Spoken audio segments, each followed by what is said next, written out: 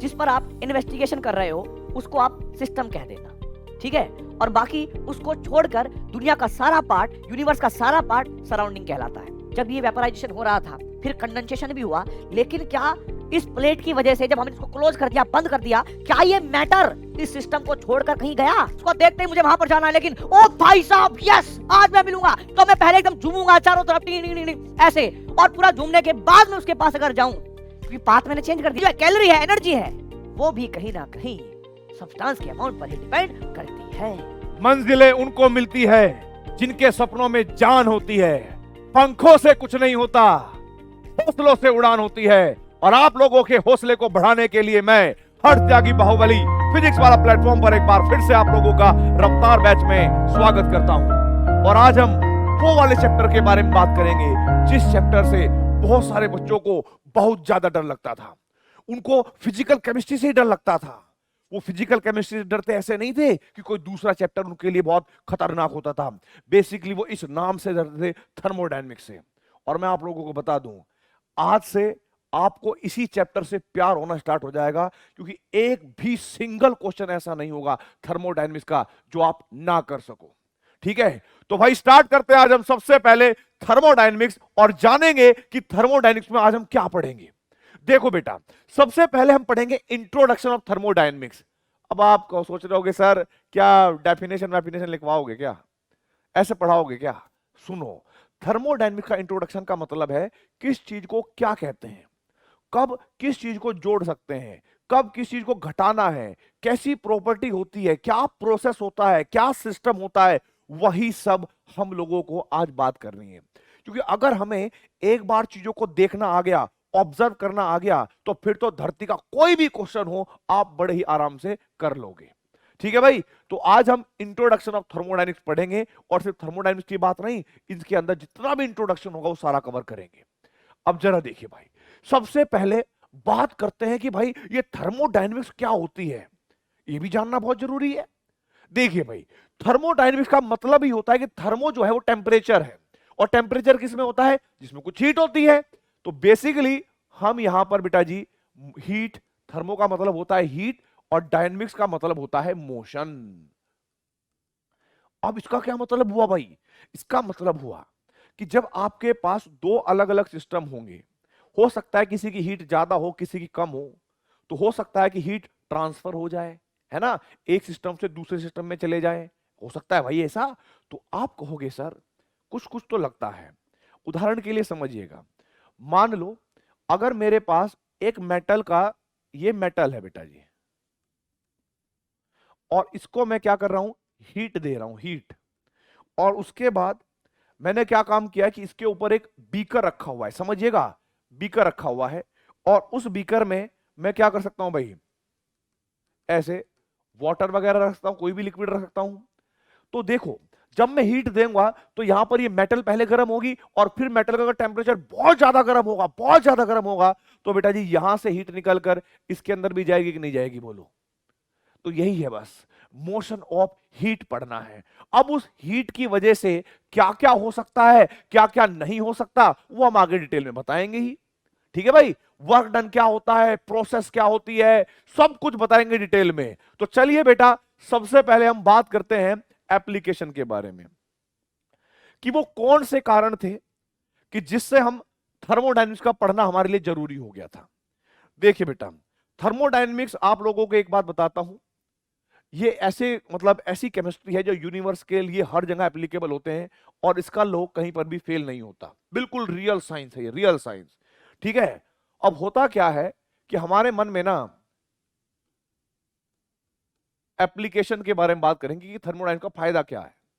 देखो, हमारे माइंड में बहुत सारे सवाल उठते हैं किसी प्रोसेस को लेकर, कि बारिश क्यों हो रही है, बर्फबारी क्यों हो रही है, या फिर क्या जून के महीने में बर्फबारी हो सकती है क्या, क्या बेटा जी बिना बादल के बारिश हो सकती है क्या? ऐसे बहुत सारे फिनोमिना है, बहुत सारे फिनोमिना है जो हमारे माइंड में चलते रहते हैं, कि किसी प्रोसेस का होना और ना होना, ये सब हमें बताती है thermodynamics under certain condition of thermodynamic variables. चलिए देखते हैं क्या।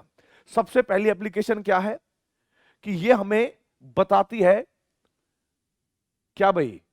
Criteria, criteria of spontaneity,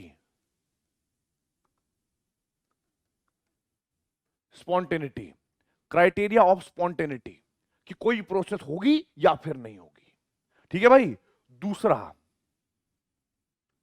nature of reaction, nature of reaction, nature of reaction का मतलब क्या होगा बेटा जी?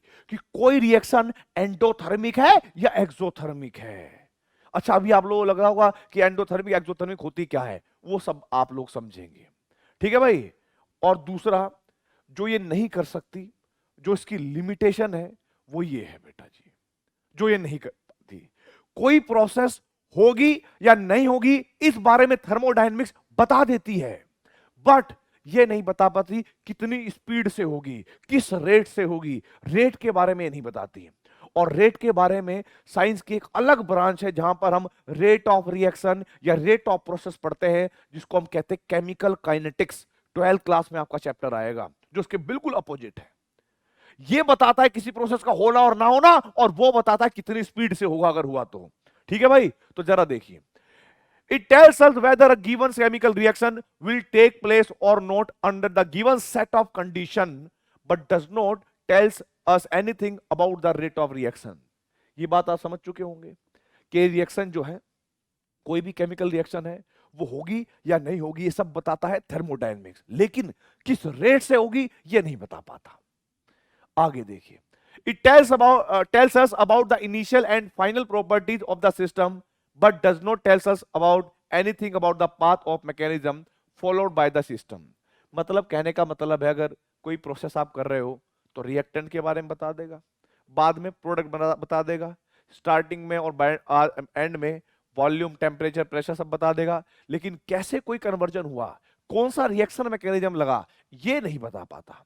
ये कौन बताएगा? ये केमिकल काइनेटिक्स बताएगी, जब हम 12th क्लास में पढ़ेंगे। ठीक है। तो ये स्टेटमेंट इसलिए मैं आप लोगों को लिखवा रहा हूं क्योंकि कई बार क्वेश्चन ऐसा पूछा जाता है कि विच स्टेटमेंट इज करेक्ट और विच स्टेटमेंट इज इनकरेक्ट। तो प्लीज अपने माइंड में ये बात ध्यान से रख लीजिएगा कि थर्मोडायनेमिक किसी प्रोसेस का होना या ना होना बताती है, ये नहीं बताती कि कितनी स्पीड से होगा। बात समझ में आई? ये लाइन अगर आपके माइंड में हमेशा के लिए रहेगी तो वो जो स्टेटमेंट होगी वो स्टेटमेंट आपका करेक्ट हो जाएगी, और उस क्वेश्चन के अंदर आपका -1 ना होकर या 0 ना होकर 4 नंबर मिल जाएंगे। ठीक है। चलिए, कहानी शुरू होती है यहां से। देखिए, थर्मोडायनेमिक्स को हमें ऐसे सीखना है जैसे हम नेचर में है, हमें दिख जाए, हमारे घर में कहीं पर भी दिख जाए या लैब में दिख जाए। सबसे पहले हम बात करेंगे सिस्टम की, कि जो सिस्टम है वो क्या होता है, कैसा दिखता है। ठीक है भाई। देखो बेटा, इस दुनिया में जो भी चीज है, कुछ भी चीज है, इस यूनिवर्स के अंदर वो चीज जिस पर आप फोकस कर रहे हो, जिस पर आप इन्वेस्टिगेशन कर रहे हो, उसको आप सिस्टम कह देना। ठीक है। और बाकी उसको छोड़कर दुनिया का सारा पार्ट, यूनिवर्स का सारा पार्ट सराउंडिंग कहलाता है। उदाहरण के लिए, अगर मेरे पास ये मार्कर है और मैं इसके बारे में बात कर रहा हूं कि ये तो भाई मैक्स सब कंपनी का है, ये तो भाई इसकी तो जो लेंथ है वो 10 सेंटीमीटर है, अच्छा ये तो ब्लैक कलर का है, मेरा सारा फोकस किस पे जा रहा है? इस पर। अब इस पूरी दुनिया में बहुत कुछ है, बहुत कुछ, लेकिन मेरा पूरा फोकस कहां पर जा रहा है बेटा जी? सिर्फ इस पेन पर, इस मार्कर पर। तो मेरे लिए ये क्या हो जाएगा? सिस्टम। और इसको छोड़कर पूरी दुनिया, सन, स्टार, ये सब कुछ, वो क्या बन जाएगा? सराउंडिंग। अब समझिएगा एक और बात, मान लीजिएगा मैं आप लोगों से कह रहा हूं कि मेरे पास ना एक बोतल है, ये वाली बोतल है, ये रेड कलर की है, इसके अंदर वाटर है, इसके अंदर जो वाटर है उसकी वॉल्यूम 800 ml है, क्योंकि 200 ml में पी गया, 800 ml है। इस पानी का टेम्परेचर x है, इस पर सराउंडिंग 1 atm का प्रेशर अप्लाई कर रही है। देखो, मैं जितनी भी बात कर रहा हूं, इस पानी की कर रहा हूं, इस बोतल की बात कर रहा हूं, बोलो यार हाँ या ना? आप कहोगे सर बिल्कुल ऐसी बात कर रहे हो आप। मैंने कहीं दूसरी दुनिया की बात नहीं करी, सिर्फ इस चीज की बात कर रहा हूं जिस पर मैं फोकस कर रहा हूं। तो मेरे लिए अभी के लिए ये सिस्टम है, और इसको छोड़कर जो पूरी दुनिया है वो मेरे लिए सराउंडिंग हो जाएगी। ठीक है। तो पहले आप लोगों को ये बात समझनी पड़ेगी भाई। क्या समझोगे? इधर देखो, तो भाई सिस्टम की definition, the object which is the object which is under the investigation, जो हम इन्वेस्टिगेट करते हैं हम, ठीक है, under the investigation is known as system, and the rest part of the universe, इस यूनिवर्स का जो रेस्ट पार्ट है वो क्या कहलाएगा, बोलो। आप कहोगे sir surrounding, is known as surrounding, known as surrounding. अब जरा देखिए भाई, मैं आप लोगों को समझाने के लिए आ रहा हूं, क्या करने के लिए। मान लीजिएगा कि आप लोगों के पास एक ऐसा बीकर है, आप लोगों के पास ऐसा एक बीकर है भाई,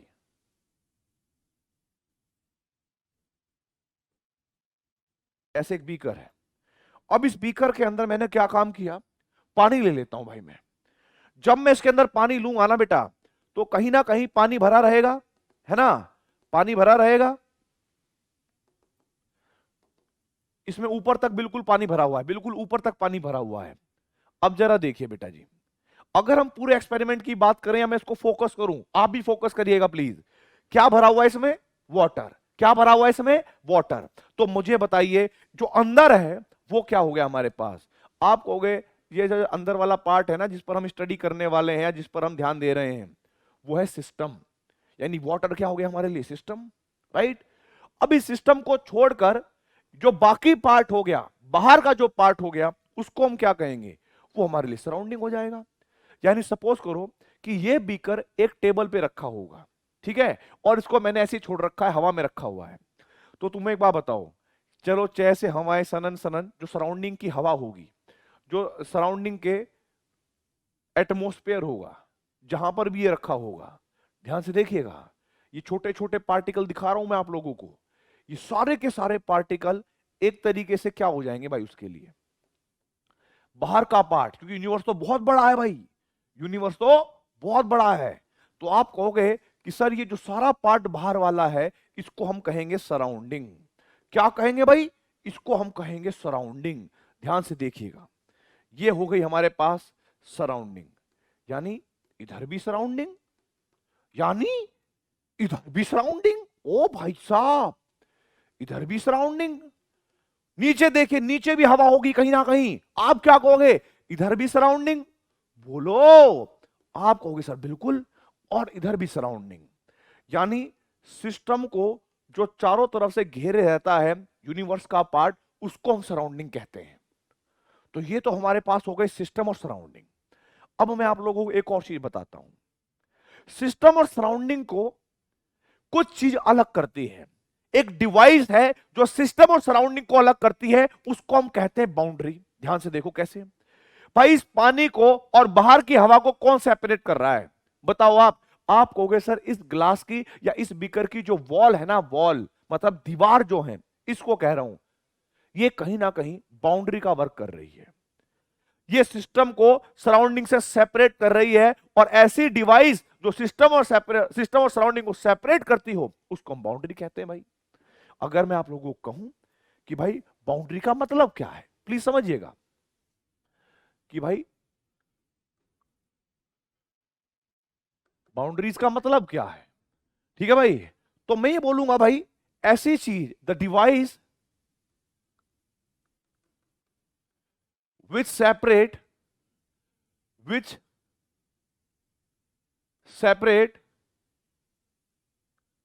the system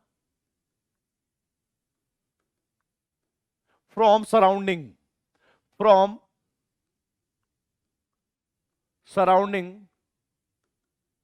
is known as boundary। ठीक है भाई, इज नोन एज बाउंड्री। और एक और बात ध्यान रखना, ये जो बाउंड्री होती है ना, ये भी दो प्रकार की होती है। बाउंड्री जो होती है, बाउंड्रीज ध्यान से समझिएगा, जो ये बाउंड्रीज हैं ये बेसिकली आपके पास दो प्रकार की होंगी बेटा।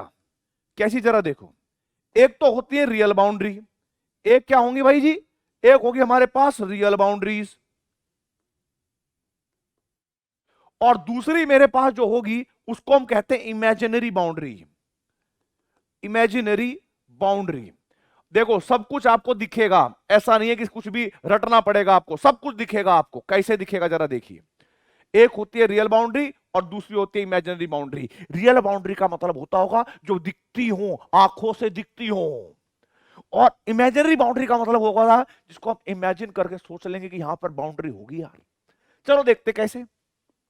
आपको मैंने ये एग्जांपल दिया कि भाई ये मेरे पास सिस्टम है, ये सराउंडिंग है। आप देखिए सिस्टम और सराउंडिंग को सेपरेट करने के लिए यहां पर बीकर की वॉल है, और ये वॉल हमें साफ साफ आंखों से दिखती है। इसका मतलब क्या होगा, इसका मतलब होगा कि ये आपके पास क्या हो जाएंगे बेटा, ये हो जाएंगी रियल बाउंड्री, जो हमें आंखों से दिख सकती हो कि सिस्टम सराउंडिंग को सेपरेट कर रहा है कुछ, वो हमारे पास रियल बाउंड्री होंगी। सेम टू सेम इधर भी क्या हो गया बेटा हमारे पास ये रियल बाउंड्रीज। बोलो यार, आप कहोगे सर बिल्कुल। लेकिन अगर मैं देखूं कि जब ये गिलास या बीकर ऊपर से भरा हुआ था, ऊपर मैंने ढका हुआ नहीं है, प्लेट और ढक्कन नहीं लगा इसके ऊपर, बस रखा हुआ है, मुझे लग रहा है कि यार यहां तक पानी था, एक लेवल तक ही पानी रहता है, सोचकर देखिए, और उसके बाद तो हवा स्टार्ट हो जाती है ना सराउंडिंग, है ना। अब आप कहोगे यार मैंने तो कोई डिवाइस भी नहीं लगाई, यहां पर पानी और हवा अलग अलग भी हैं, इसका मतलब तो ये होता होगा कि कुछ हो सकता है, कुछ ऐसी बाउंड्री है जो हमें ना दिख रही हो, तो हम उसको इमेजिन कर लेते हैं। उस कंडीशन में यहां पर जो बाउंड्री होंगी, इस बाउंड्री को हम कहेंगे इमेजिनरी बाउंड्री। Imaginary boundary. तो इस तरीके से बेटा जी पहले आपको पहचानना आना चाहिए सिस्टम क्या है, सराउंडिंग क्या है, बाउंड्रीज क्या है, रियल बाउंड्री क्या होगी और इमेजिनरी बाउंड्री क्या होगी। बताओ इसमें आपको कितना टाइम लगा सीखने में? कितना भी नहीं, बड़ा सिंपल लगा होगा, है ना। सब कुछ आप अपनी लाइफ में अपने घर में कर सकते हो। इस तरह से हमारे पास सिस्टम को डिफाइन किया जाता है। अब हम बात करेंगे आगे भाई, आगे मेरे पास क्या है, ये मैंने आपको बाउंड्रीज बताया। अब बात करेंगे टाइप ऑफ सिस्टम के बारे में। देखिए कई बार पूछा जाता है कि सिस्टम अलग अलग प्रकार के होते हैं, वो मैं बता दूंगा कैसे होते हैं। फिर किसी नाम देकर वो पूछेगा कि ऐसा सिस्टम बताइए जिसमें ये होता हो, तो बताओ कौन सा सिस्टम होगा। इस टाइप के क्वेश्चन कभी कभी पूछे जा सकते हैं। देखिए सबसे पहले मैं बात करूंगा ओपन सिस्टम की, और ओपन सिस्टम को पहले फील कराऊंगा। फील कराने के बाद आप लोगों से पूछूंगा ये डेफिनेशन आपको सही लग रही है गलत लग रही है, ठीक है। जैसे उदाहरण के लिए एग्जाम्पल देखिए भाई, मेरे पास क्या है, इस तरीके से कप है, मेरे पास क्या है जी, कप है, और इस कप को देखो, ये मेरे पास एक बेहतरीन सा कप है, ठीक है, सस्ता सा भाई, महंगे वाला खरीदा नहीं हमसे। अब आप समझने की कोशिश करिएगा, ये जो भी कप रहा होगा, इस कप के अंदर मैंने ले लिया बेटा जी गरम चाय। क्या ले ली भाई मैंने इसके अंदर? गरम चाय। ये मेरे पास गरम चाय। हम सिर्फ दो चीजों पर फोकस करेंगे, एक तो हीट या मतलब एनर्जी, है ना, या तो अब हीट की बात करेंगे या फिर हम बात करेंगे मैटर की। आप मुझे बताओ, अगर ये गरम चाय का कप है, a cup of hot T, a cup of hot T, ठीक है भाई, आप मुझे बताइए गरम चाय से क्या थोड़ी थोड़ी भाप निकलती रहती है? बोलिए, थोड़ी थोड़ी भाप निकलती रहती है।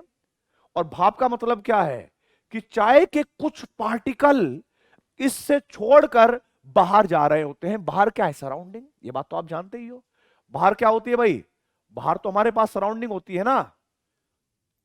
आप समझिए इस बात को कि बाहर तो सर सराउंडिंग है, यानी चाय के कुछ पार्टिकल यानी पानी के कुछ पार्टिकल जो उसके अंदर होंगे वो सिस्टम को छोड़कर कहां पर जा सकते हैं? आप कहोगे सर वो उसको छोड़कर सराउंडिंग में जा सकते हैं। ये प्रोसेस है। दूसरी चीज समझिएगा प्लीज, हमें ये बात तो समझ में आ गई कि भाई सराउंडिंग और सिस्टम के बीच में मैटर का एक्सचेंज हो रहा है, मैटर यहां से निकलकर ऊपर जा रहा है। लेकिन अगर इस गर्म चाय के कप को आप 15 मिनट के लिए या आधा घंटे के लिए ऐसे ही छोड़ दें, तो क्या ये चाय का कप ठंडा हो जाएगा? बोलो यार। आप कहोगे सर बिल्कुल ये तो ठंडा हो जाएगा, इसकी तो हीट खत्म हो जाएगी। उस टाइम पर क्या होगा? अगर ये ठंडा होता गया, ठंडा होता गया, ठंडा होता गया, तो हम ये कह सकते हैं ना कि इसकी हीट कम हो जाएगी। तो मैंने लो लिख दिया, लो मतलब नीचे की तरफ, लो डिक्रीज हो रही है। और इसकी हीट जब डिक्रीज होगी तो कहीं ना कहीं वो हीट निकलकर बाहर चली गई होगी सराउंडिंग में यार। क्योंकि हम लोगों ने तो पढ़ा है कि energy neither be created not destroyed but can transform one form to another form, आया ना? अरे भाई ये हीट जो है चलकर बाहर चली जाएगी सराउंडिंग में। अब मुझे एक बात बताइए, क्या ये एक ऐसा सिस्टम है जिसमें मैटर और हीट दोनों चेंज हुई? बोलिए। आप कहोगे सर बिल्कुल ये तो साफ साफ पता लग रहा है कि अगर हम कप ऑफ हॉट टी लेते हैं तो उसमें मैटर भी एक्सचेंज हो सकता है और हीट भी एक्सचेंज हो सकती है बिटवीन सिस्टम एंड सराउंडिंग। अगर ये मेरे पास सिस्टम है और बाहर मेरे पास क्या है जी? सराउंडिंग। बाहर मेरे पास क्या है भाई? आप कहोगे सर सराउंडिंग। तो आप देख पाएंगे कि यहां पर सिस्टम और सराउंडिंग के बीच में, यहां पर सिस्टम और सराउंडिंग के बीच में मैटर और हीट दोनों ही एक्सचेंज हुए हैं। यानी फिर एक ऐसा सिस्टम जिसके अंदर मैटर और हीट दोनों एक्सचेंज हो सकते हो, उसी को हम ओपन सिस्टम कहते हैं। अब जरा डेफिनेशन पढ़ लीजिएगा। A system which can exchange both energy, energy का मतलब heat, and matter with surrounding. यानी एक ऐसा सिस्टम जो सराउंडिंग के साथ मैटर और हीट यानी एनर्जी दोनों एक्सचेंज कर लेता हो, उसी को हम ओपन सिस्टम कहते हैं। उदाहरण मैंने दिया, समझाया भी आपको। ठीक है, अब बढ़ते हैं थोड़ा सा आगे। कहानी आ चुकी है अब क्लोज सिस्टम की। बड़ी खतरनाक सी बात है भाई। अब जरा देखिए क्या है। सपोज कर लो कि तुम जो है पबजी खेल रहे थे, फ्री फायर खेल रहे थे, तुम्हारी मम्मी आई और मम्मी ने क्या काम करा? मम्मी ने कहा कि बेटा दूध पी लेना, बड़ी रात हो गई है, तू तब से फोन में लगा हुआ है, तो पढ़ वढ़ ले या कुछ कर ले, लेकिन तुम थोड़े ना देख रहे उधर। तुम नहीं कोशिश कर रहे मम्मी की तरफ देखने की, तुम्हारा ध्यान भी नहीं है मम्मी क्या रख के गई है टेबल पे। पर मम्मी समझदार थी, वो क्या करके गई, उस गर्म दूध के गिलास को ऊपर से वो प्लेट से ढककर चली गई।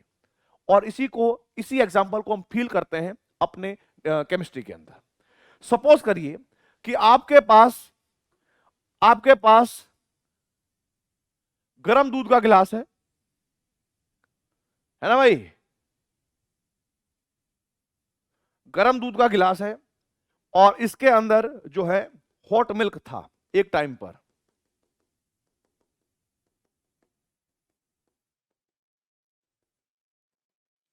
तो हमने क्या कह दिया भाई, इसके अंदर तो पहले हॉट मिल्क था।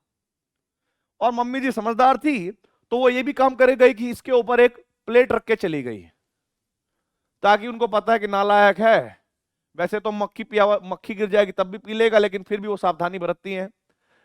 अब जरा देखो यहां पे होगा क्या कि मम्मी ने गर्म दूध के गिलास पे प्लेट ढकी हुई है, ठीक है, और सपोज करो कि आप उस टाइम पर नहीं पी रहे थे जिस टाइम पे आपका कोई लेवल चल रहा होगा, बस अभी मरने वाला होगा, आप पोचिंकी में होंगे या भाई कहीं और होंगे। तो हुआ क्या कि जब आपने इसको आधे घंटे के लिए छोड़ दिया बंद करके, तो आप देख पाओगे कि स्टार्टिंग में कुछ भाप जरूर निकली होगी, कुछ भाप तो जरूर गर्म दूध से निकलेगी, लेकिन जब आप ये प्लेट से ढक के रखोगे तो प्लेट से वो भाप टकराएंगी। और आपने कभी ऑब्जर्व भी करा होगा अपनी लाइफ में, अपने नेचर में, कि जब आप गरम दूध, गरम पानी, गरम सब्जी, गरम रोटी, कुछ भी हो, जब उसको आप ढक के रखते हो किसी प्लेट से, तो प्लेट पर हल्की हल्की सी ड्रॉप्स आ जाती है पानी की, आती है, देख लेना, चाहे चेक कर लेना।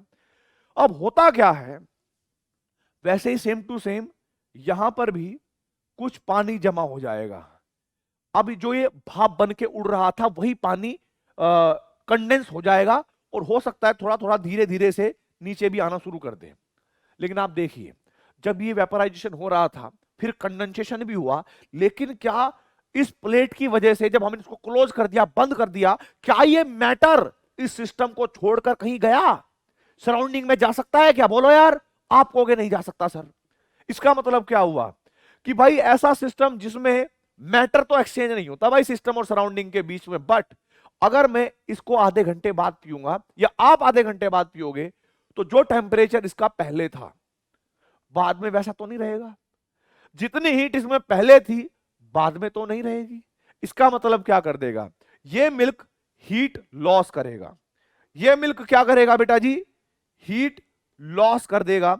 और जब ये हीट लॉस करेगा तो वो हीट कहां निकल के जाएगी, सिस्टम से सराउंडिंग में बाहर निकल के चली जाएगी।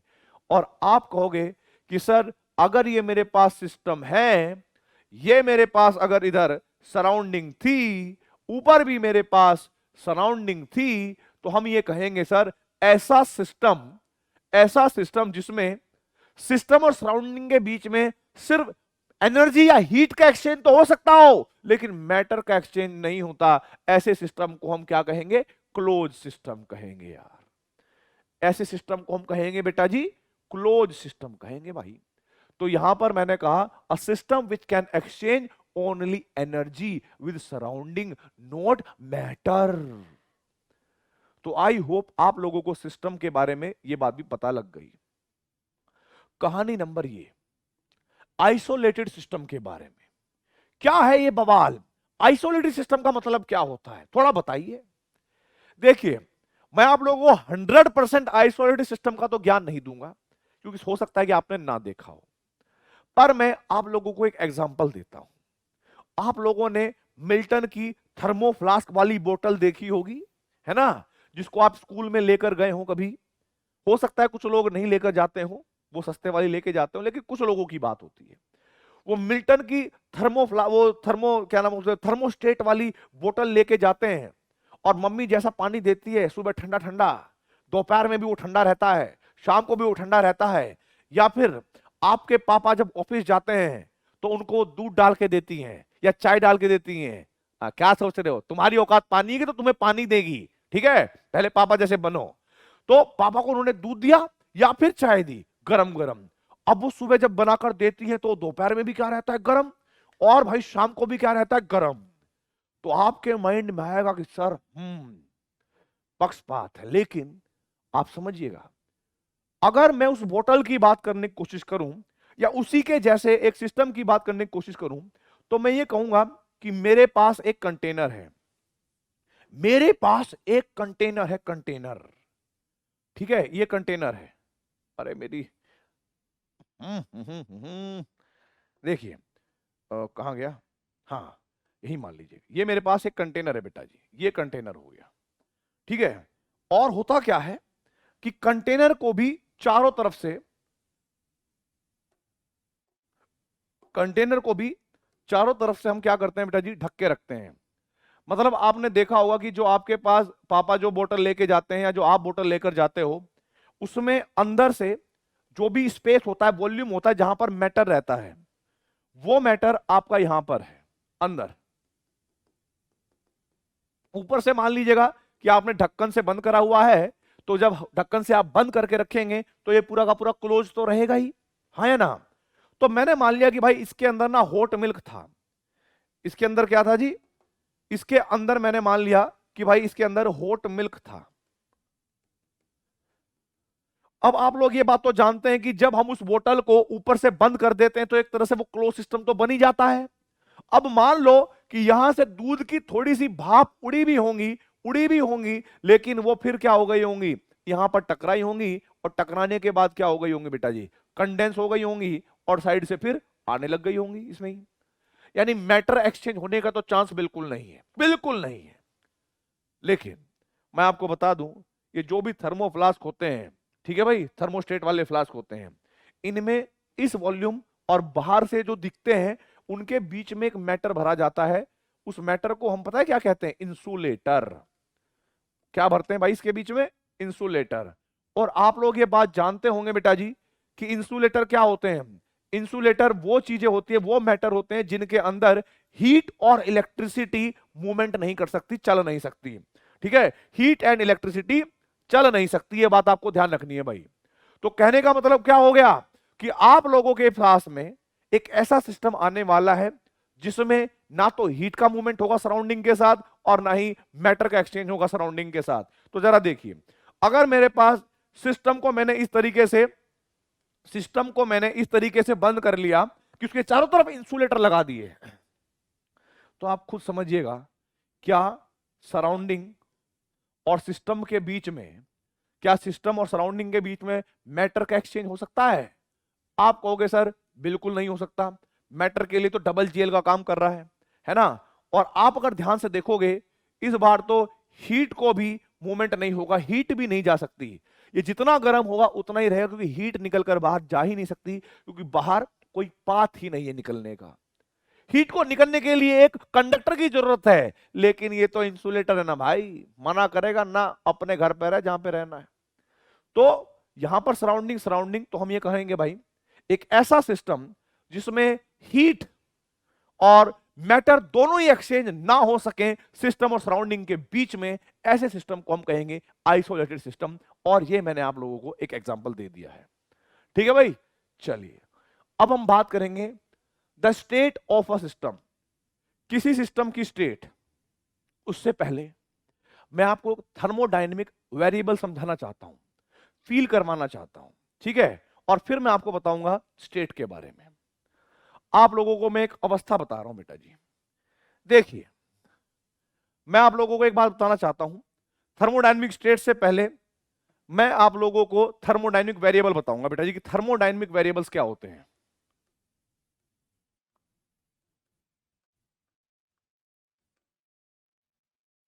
थर्मोडायनेमिक वेरिएबल्स, जिसको ये बात समझ में आ गई ना, मैं बता रहा हूं कि हो सकता है कि स्टार्टिंग स्लो करे, एक दिन उसको थोड़ा टाइम लगे, लेकिन परमानेंट थर्मोडायनेमिक्स तुम्हारे अंदर उतरने वाली है। क्या है जरा देखिए, थर्मोडायनेमिक वेरिएबल्स कहते हैं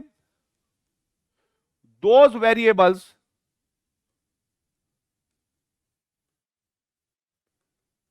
which define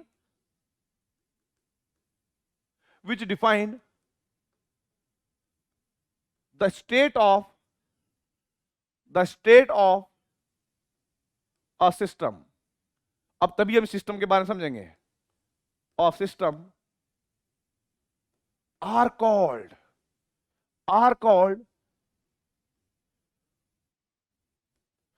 थर्मोडायनेमिक वेरिएबल। आप कहोगे सर एग्जाम्पल तो दो, अरे देंगे एग्जाम्पल भी, सुनो मेरी बात पहले, देंगे एग्जाम्पल भी, ध्यान से देखिए भाई। जब आपको थर्मोडायनेमिक वेरिएबल के बारे में बताया, अब मैं आप लोगों को कहानी बताना चाहता हूं। मान लीजिएगा ये आपके पास एक सिस्टम है जिसके अंदर पानी भरा हुआ है, इसी पर हम फोकस करेंगे और इसको छोड़कर सारी दुनिया हमारे लिए क्या हो जाएगी, सराउंडिंग। अब इस पानी के बारे में आपको विचार करना है कि क्या ये पानी का कोई 20 डिग्री सेल्सियस या 15 डिग्री सेल्सियस टेम्परेचर होगा? फरवरी का महीना है तो उतना ही होगा, है ना, तो कोई ना कोई टेम्परेचर होगा, बोलो यार। आपको सर बिल्कुल होगा। क्या सराउंडिंग इस पर 1 atm का प्रेशर अप्लाई कर रही है तभी इसका लेवल यहां पर है? आपको सर बिल्कुल यही बात है। ठीक है भाई, अब मुझे बताइए इसकी एक फिक्स वॉल्यूम भी है, मान लीजिए 700 ml या 800 ml। अभी ये इसकी एक अवस्था है, अवस्था का मतलब ये इसकी एक स्टेट है, इस सिस्टम की एक स्टेट है, लेकिन जिसको पर्टिकुलर चीजें क्या कर रही है, डिफाइन कर रही है। जैसे इसका पर्टिकुलर कोई प्रेशर होना, इस पर कोई टेम्परेचर होना फिक्स, इसका कोई वॉल्यूम होना, तो ये इसकी एक स्टेट हो गई। अगर मैं इसके कोई भी वेरिएबल में चेंज कर देता हूं तो तुरंत इसकी स्टेट चेंज हो जाएगी। यानी एक फिक्स स्टेट के फिक्स वेरिएबल होते हैं। कैसे, जरा देखिए, ठीक है, इधर देखिए, हमें पता है कि मैंने अभी 50 ml पानी इसमें से पी लिया, तो मुझे बताइए इस सिस्टम की क्या अभी भी वही स्टेट रहेगी, क्या वही अवस्था रहेगी? बोलो। आप सोच सकते हो कि सर इसका टेम्परेचर वही होगा, सराउंडिंग इस पर 1 atm का ही प्रेशर लगा रहे हो, लेकिन वॉल्यूम चेंज हुई कि नहीं हुई? और मैंने यही बोला, अब वॉल्यूम अलग है, जब वॉल्यूम अलग होगी तो अब स्टेट भी अलग है, यानी अवस्था भी अलग है। तो आप लोगों को यह बात समझनी है, किसी भी सिस्टम के को डिफाइन करने के लिए, किसी भी सिस्टम की स्टेट को डिफाइन करने के लिए कुछ वेरिएबल का फिक्स होना जरूरी है, और वो वेरिएबल होते हैं टेम्परेचर, प्रेशर, वॉल्यूम एटसेट्रा। इसीलिए मैं एग्जांपल में लिखने वाला हूं क्या, टेम्परेचर, प्रेशर, वॉल्यूम एटसेट्रा, ये इसकी बात कर रहा हूं मैं। और यदि मैं इसमें एक भी चेंज कर दूंगा, समझ लो वॉल्यूम पहले यहां थी अब यहां पर हो गई है, तो अवस्था ही चेंज हो गई, स्टेट ही चेंज हो गई। यह भी आपको ध्यान रखना है। इसीलिए हर स्टेट के वेरिएबल फिक्स होते हैं, अगर आप उसमें चेंज कर दोगे तो स्टेट चेंज हो जाएगी। ये तो एक एग्जांपल है, ये एक एग्जांपल है। दूसरा देखो आप यार, मान लीजिए कि आप फ्री फायर या पबजी खेल रहे हो, आपकी मम्मी गरम गरम दूध देकर गई है जिसका टेम्परेचर 60 डिग्री था, जब वो आपको देकर गई, आप लेवल क्लियर करने में जाती हो, ऐसे करने जा रही हो, लेकिन होगा क्या वहां पे, 1 घंटे बाद दूध क्या हो जाएगा, ठंडा। अब दूध की वॉल्यूम जो होगी वो भी फिक्स रहेगी, वॉल्यूम उस पर लगने वाला प्रेशर भी फिक्स रहेगा 180 एम, क्योंकि पिया तो है नहीं किसी ने। लेकिन क्या उसका टेम्परेचर वही होगा जो पहले रखा था? क्या उसकी अवस्था वही होगी जो मम्मी पहले छोड़ के गई थी वहां पर, और बाद में वही अवस्था होगी? आप कहोगे नहीं सर, वो अवस्था तो नहीं हो सकती। वो अवस्था होती तो फिर टेम्परेचर चेंज नहीं होता, टेम्परेचर वही रहना चाहिए था, है ना? तो कहने का मतलब है, आप चाहे प्रेशर में चेंज लाओ, चाहे टेम्परेचर में चेंज लाओ, चाहे आप वॉल्यूम में चेंज लाओ, अगर किसी सिस्टम के एक भी वेरिएबल में चेंज ले आओगे तो उसकी स्टेट चेंज हो जाएगी। और एक पर्टिकुलर स्टेट के फिक्स थर्मोडायनेमिक वेरिएबल होते हैं जिनको हम टेम्परेचर, प्रेशर और वॉल्यूम कहते हैं। ठीक है, इसीलिए आप लोगों को डरने की आवश्यकता नहीं है। अब जरा देखिए, थर्मोडायनेमिक स्टेट के बारे में बात करेंगे। थर्मोडायनेमिक स्टेट वेरिएबल के बारे में पता लग गया। अब हम बात करेंगे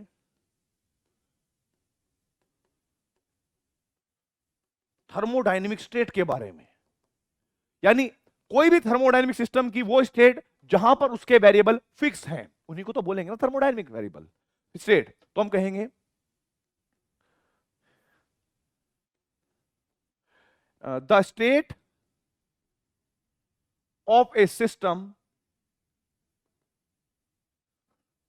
जहां पर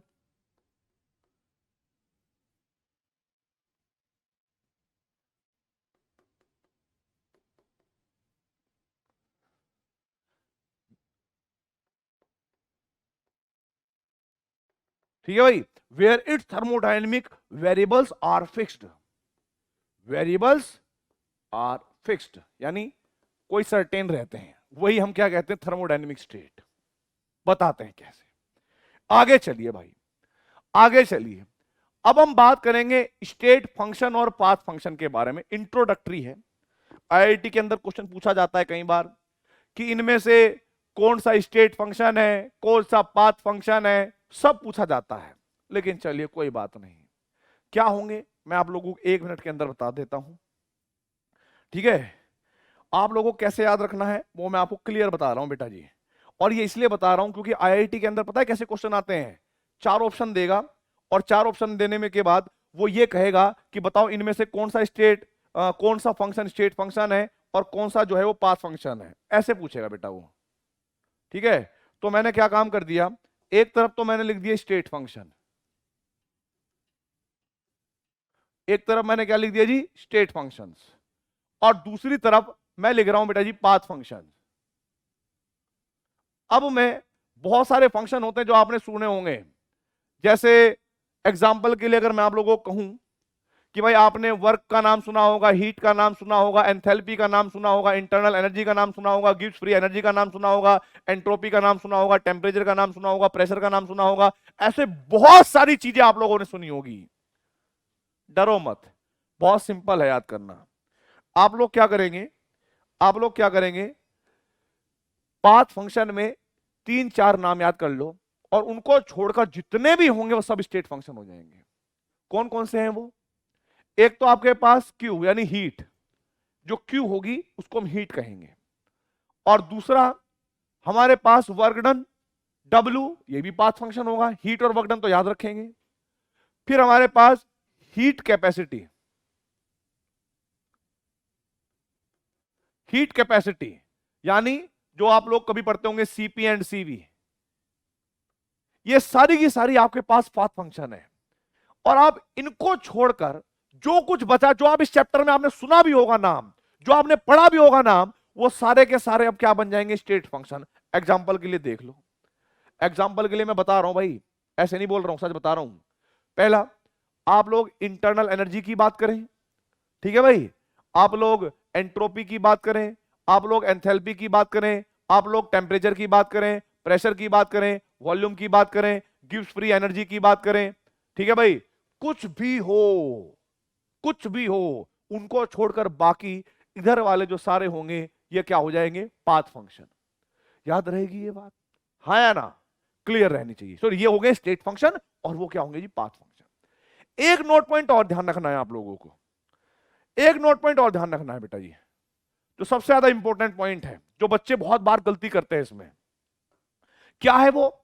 अगर किसी के पीछे डेल्टा लगा होगा, जैसे नोट पॉइंट समझिएगा क्या है, नोट पॉइंट यहां पर लिख रहा हूं मैं क्योंकि ये गलती बहुत बार होती है।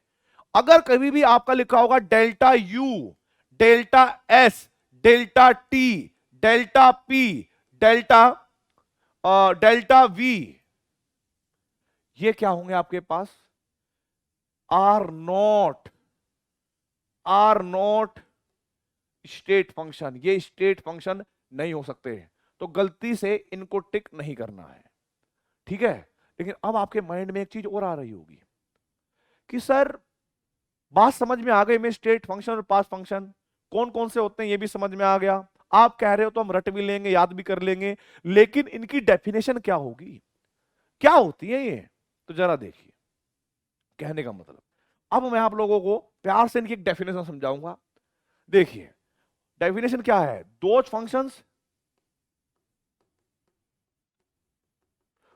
फंक्शंस जिनकी value, whose value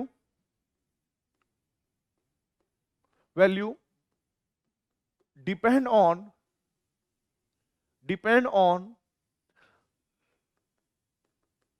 initial and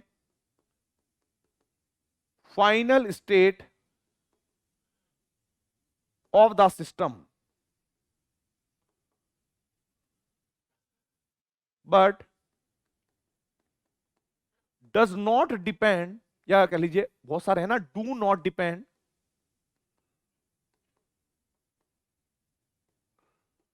on the path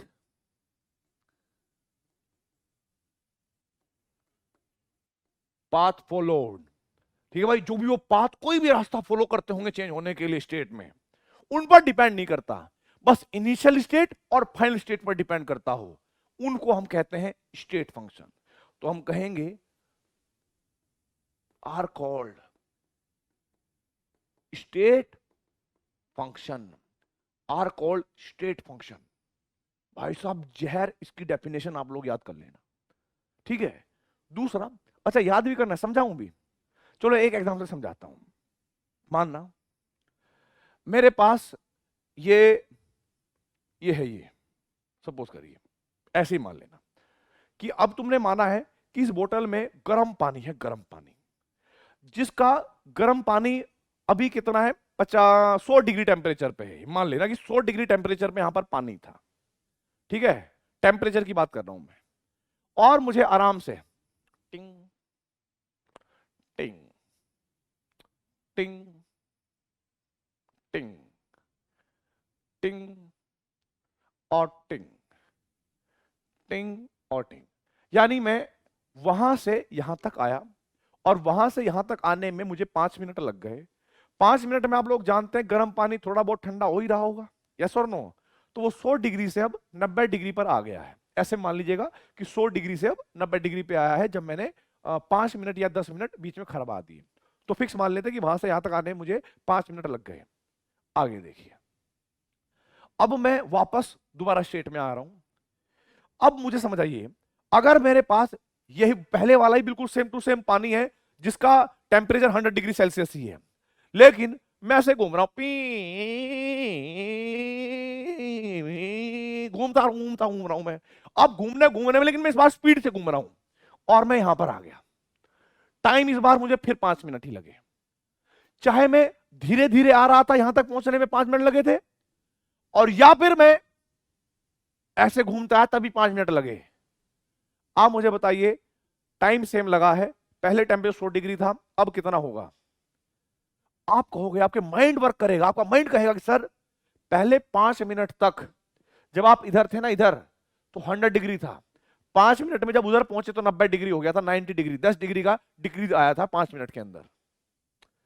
इस बार आप घूमे जरूर हो इधर उधर पी करते हुए, लेकिन टाइम आपने फिर 5 मिनट ही लगाया है। यानी आपका जो टेम्परेचर है उसकी वैल्यू जो है, फिक्स वैल्यू, वो इनिशियल स्टेट और फाइनल स्टेट पर डिपेंड करती है। इस बात पर डिपेंड नहीं करता कि आप कौन सा रास्ता लेके आए, बड़ा छोटा, है ना, आपने सेम टाइम सेम लगा, ऐसे टाइप की। तो इस तरीके से आप लोगों को शायद फील आ जाएगा कि जो टेम्परेचर है वो क्या हो जाएगा भाई, वो हो जाएगा स्टेट फंक्शन। लेकिन दूसरी तरफ देखो, अगर मैं वर्क डन का एग्जांपल दूं कि भाई ये पाथ फंक्शन है और कैसे होगा जरा देखिए।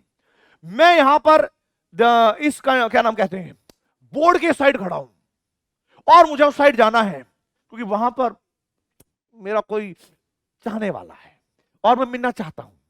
तो जरा देखिए, मैं जा रहा हूं आराम से, टन टन टन टन, और जैसे ही मैं यहां पर पहुंचूंगा तो सपोज करो कि मैं चल के गया हूं, मेरे पैरों ने थोड़ा बहुत वर्क करा होगा यार, हाँ या ना। और मान लिया कि यहां से यहां तक जाने में मुझे 5 जूल वर्क करना पड़ा, 5 जूल वर्क करना पड़ा। अब दोबारा सोचिए कि भाई वो वहां पर है और मैं यहां पर, उसको देखते ही मुझे वहां पर जाना है, लेकिन ओ भाई साहब यस आज मैं मिलूंगा, तो मैं पहले एकदम झूमूंगा चारों तरफ टी ऐसे, और पूरा झूमने के बाद में उसके पास अगर जाऊं, क्योंकि पाथ मैंने चेंज कर दिया है, समझिएगा, पाथ मैंने चेंज करा क्योंकि मैं घूम फिरता आया हूं, पहुंचा यहां पर, क्या मुझे इस बार ज्यादा फुट स्टेप का यूज करना पड़ा? क्या मुझे ऐसे झूमने में, मजे करने में एकदम ज्यादा टेम्परेचर, सॉरी ज्यादा वर्क डन करना पड़ा? बोलो यार। आप कहोगे सर बिल्कुल। यानी जो वर्क डन है वो इनिशियल स्टेट और फाइनल स्टेट पर डिपेंड नहीं करता, वो डिपेंड करता है कि आप कौन सा पाथ फॉलो करते हो। छोटा पाथ फॉलो करते 5 जूल लगा था, इतना बड़ा पाथ घूम के आए हो 50 जूल एनर्जी लगी होगी या 50 जूल आपने वर्क डन करा होगा। ये बात आप समझ चुके हो, राइट? तो इसी वजह से शायद आपको फील आ रही होगी कि स्टेट फंक्शन क्या होते हैं और पाथ फंक्शन क्या होते हैं। स्टेट फंक्शन वो फंक्शन है जो इनिशियल स्टेट और फाइनल स्टेट पर डिपेंड करते हैं, और पाथ फंक्शन वो फंक्शन होते हैं जो इनिशियल स्टेट और फाइनल स्टेट पर डिपेंड नहीं करते, वो पाथ पर डिपेंड करते हैं। अगर मुझे इसकी डेफिनेशन लिखनी पड़े तो मैं लिखूंगा those functions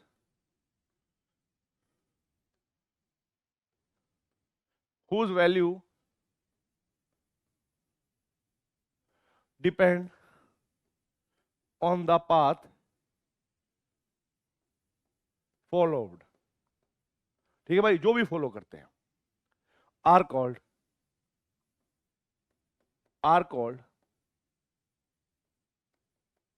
path functions,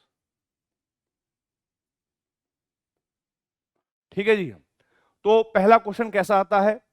पहला क्वेश्चन आता है कि आपको कोई 4 दे देंगे ऐसे W V T H कुछ भी उठा के, और पूछेगा इसमें से स्टेट फंक्शन कौन सा है या पाथ फंक्शन कौन सा है।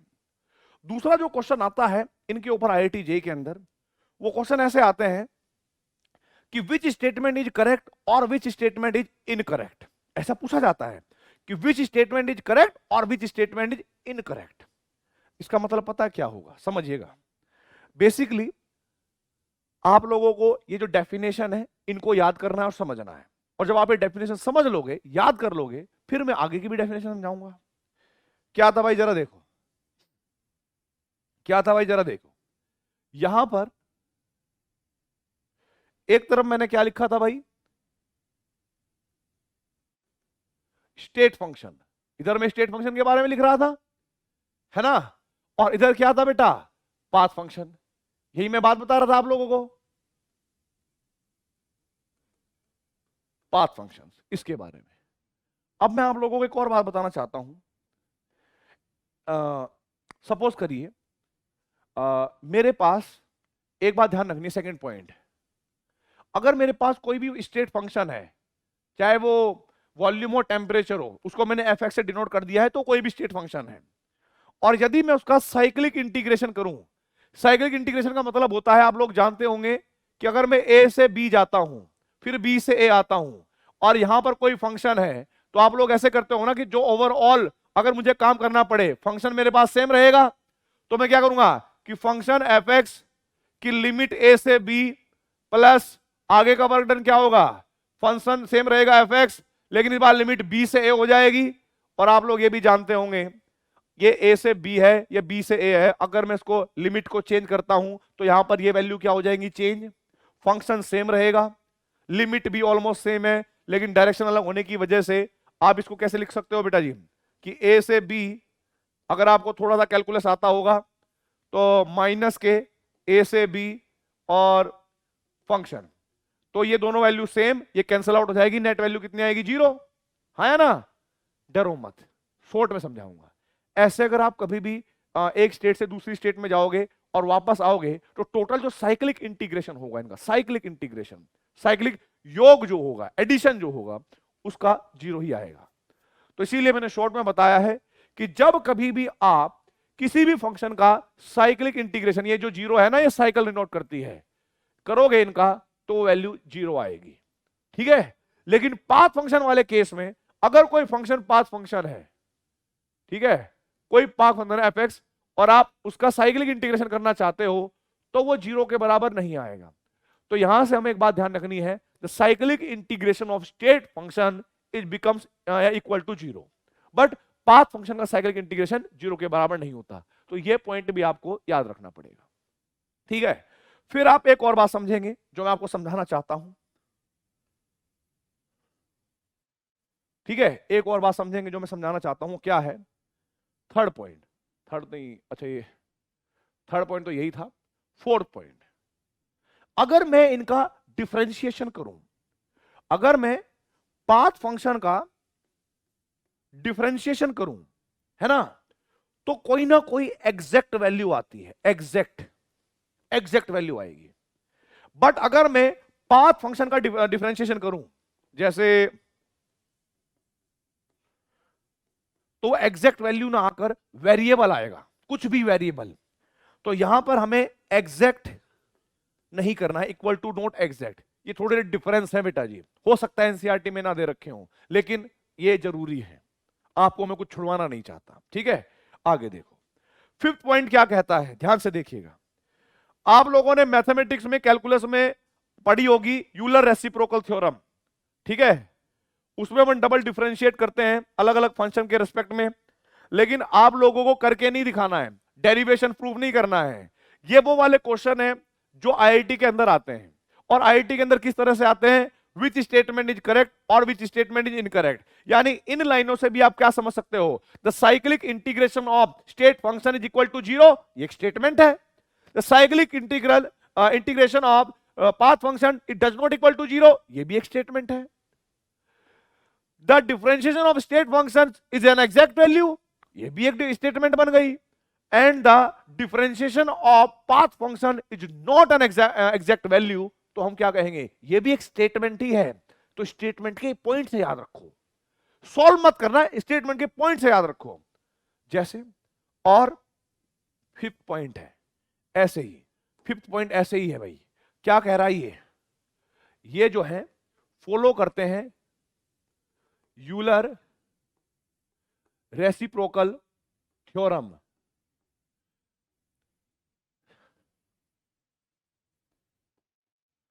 ठीक है भाई, बट ये नहीं करते, ये नहीं करते भाई, ये नहीं करते। बस डू नॉट फॉलो यूलर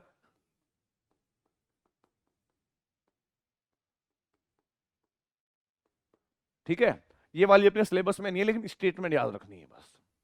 अगर आपको स्टेट फंक्शन और पाथ फंक्शन के बीच में इतने डिफरेंस समझ में आ गए ना, इतने डिफरेंस समझ में आ गए, तो भाई आप लोगों का क्वेश्चन कोई भी गलत नहीं कर सकता, ठीक है। जैसे देखिए, अब मैं बात करूंगा कि ये क्वेश्चन 2019 में आया है, बहुत पुराना तो है नहीं, है ना। Among the following the set of parameter that represent the path function, path function कौन कौन से होंगे इसमें, आप लोगों को साफ साफ दिख रहा होगा कि पाथ फंक्शन की कैटेगरी में मैंने किसको रखा था, ध्यान से देखो इधर, देखो कौन रखा था पाथ फंक्शन में, मगर बस हीट, वर्क डन और हीट कैपेसिटी को देख लेना, सीपी एंड सीवी। यही पाथ फंक्शन है, बाकी इनको छोड़कर सारे स्टेट फंक्शन हो जाएंगे। तो जरा देखिए, क्या यहां पर Q अलग से दिख रही है हीट? क्या मुझे यहां पर W अलग से दिख रहा है बेटा जी? बोलो यार। आपको सर बिल्कुल। तो आप देखो कि Q का और R का रिलेशन कहां पर है, Q और R का रिलेशन कहां है? आप कहोगे सर A फॉर एप्पल में Q और R का रिलेशन है, A फॉर एप्पल में Q और R का रिलेशन है। तो करेक्ट आंसर क्या हो जाएगा? अमरेंद्र बाहुबली। और यहां पर सिर्फ इतना सोचने से, देखो आपने पेन नहीं चलाया, सिर्फ वो टर्म याद रखे जो मैंने आपको बताए। 4 नंबर आ गए कि नहीं आ गए बताओ? कोई नहीं रोक सकता भाई आपके 4 नंबर इस तरीके से। तो आपके 4 नंबर तो पक्के हो गए। यहां से आगे बढ़ते हैं भाई, आगे बढ़ते हैं। अब इसने बोला है कि 2001 में क्वेश्चन आया था, देखो यार आईआईटी का एक और क्वेश्चन, और ये मत सोचना कि जो मैं बोल रहा हूं वो नहीं आएगा। देखो, which of the following statement is false? कौन सी स्टेटमेंट फॉल्स होगी जब आपको वो डिफरेंस पता होंगे? Work is a state function. अरे अभी तो बोला ना, वर्क और हीट तो स्टेट फंक्शन नहीं होते, वो तो पाथ फंक्शन होते हैं भाई। तो क्या स्टार्टिंग में हमें ये समझ में आ गया कि ये फॉल्स है? बोलो, टेम्परेचर स्टेट फंक्शन, ये बात सच है, ये बात बिल्कुल सच है भाई। Change in state incompletely defined when the initial and final state are specified. Work appear at the boundary of the, अरे समझ में आ गया करेक्ट आंसर। कहां इतना पढ़ोगे यार? Work is a state function नहीं होता क्योंकि वो पाथ फंक्शन है, इसीलिए आप ऑप्शन नंबर ए को ही टिक करेंगे। 2001 में आपको पता है बेस नहीं होता था, सीधा आईटी एडवांस होता था। उस टाइम का क्वेश्चन है आईटी एडवांस वाला। कर लोगे तो मुझे पता है, कर लोगे। आगे बात करते हैं। हाँ जी, the internal energy change when a system goes from state 8, बिल्कुल सही बात। ये कह रहा है the internal energy change. Internal energy का मतलब क्या होता है पहले मैं आपको दिखा दूं। आपको दिखाना चाहता हूं कि इंटरनल एनर्जी क्या है। वो इसकी बात कर रहा है, इस यू की बात कर रहा है। इंटरनल एनर्जी क्या हो गई? देखो, वर्क, हीट और हीट कैपेसिटी को छोड़कर, समझना, वर्क और हीट, वर्क, हीट और हीट कैपेसिटी को छोड़कर बाकी सारे क्या थे? State function. सिर्फ इनिशियल स्टेट और फाइनल स्टेट पर डिपेंड करते हैं। अब जरा देखिए, अब हम बात करेंगे the internal energy change when a system, यानी ये जो भी एनर्जी होगी ये हमारे पास एक स्टेट फंक्शन है। ऐसे समझ लेना, ये हमारे पास एक स्टेट फंक्शन है। Change when a system goes from state A से बी, जब ए से बी जाया जाता है तो उसकी वैल्यू 40 किलो जूल पर मोल थी। If the system goes from A to B by a reversible path and return to state A, यानी वो कह रहा है कि आप पहले तो ए से बी पर गए और फिर आप बी से ए पर आए, इस तरीके से by an irreversible path, what would be the net change in internal energy? अरे भाई एक बात बताओ, पाथ जो भी हो, जितना यहां से यहां तक का डिफरेंस आया होगा, जो भी वैल्यू रही होगी वो 40 आया है, और वही बेटा जी क्या रहेगा बाद में भी 40 ही रहेगा। बोलो यार। तो आप कहोगे नेट चेंज की अगर हम बात करें कि भाई सपोज करो यहां पर हमारे पास अगर वैल्यू 40 जूल लगती है इधर से इधर जाने में, इंटरनल एनर्जी की बात करें, तो बाद में भी क्या होगी? 40 लगेगी। चेंज कितना आया इनमें? इस वैल्यू में यहां पर डेल्टा यू मान लीजिए 40 था, तो यहां पर भी डेल्टा यू क्या हो जाएगा? माइनस के 40, उल्टा प्रोसेस है। तो आप कहोगे सर स्टेट फंक्शन है, कोई चेंज नहीं आया होगा, नेट चेंज आपके पास 0 होगा। तो करेक्ट आंसर हमारी प्रिय देवसेना हो जाएगी। यहां पर समझ में आई बात? इस तरीके से क्वेश्चन करना है। चलिए आगे बढ़ते हैं, आगे बढ़ते हैं भाई। आगे क्या करोगे? आगे क्या करोगे?